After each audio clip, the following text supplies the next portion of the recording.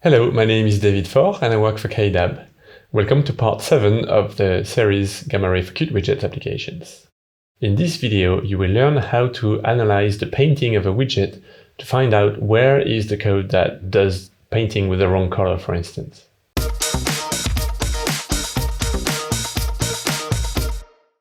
Let's have a look at kwrite again, and this time, for the first time in this series, let's actually open a file in kwrite. We can see here on the right a preview widget for the whole file, and we can see that the currently visible area is painted with a yellow background. Yellow? This is horrible, my wife hates yellow. Let's find out where in the code this yellow comes from. So we start this in Gamma Ray and open the file again, obviously. And now we want to pick this widget. So as usual, we can do Ctrl-Shift-Click, and we have picked this widget, which ends up being called a Kate scrollbar. Okay, whatever. But now we can go to this nice feature called the Paint Analyzer.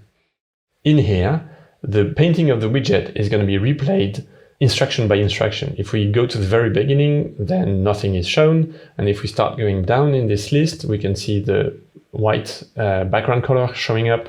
And if we keep going down, we shall see some text at some point. Oh, went too far, the yellow is here. We can go up and so on. For filling of a color, we actually see the color here. You might not see it very well on the video, but the yellow is actually here.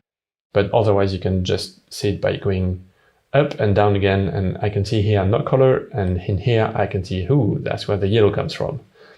And very nice, we have a stack trace that tells us where did the code actually do this fill rect with a yellow color.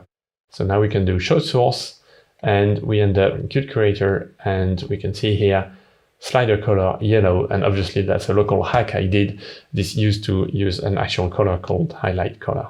So if we put this back and rebuild the application, then hopefully it shall be blue again.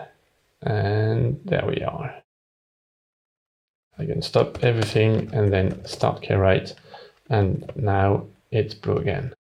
So what's really nice about this is complex widgets can be analyzed by replaying their painting code line by line, and we can see all of the operations one after the other.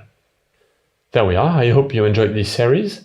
If you're wondering whether Gamma Ray can help you with debugging other aspects of your Qt widget application, don't hesitate to ask in the comments and we'll have a look at it.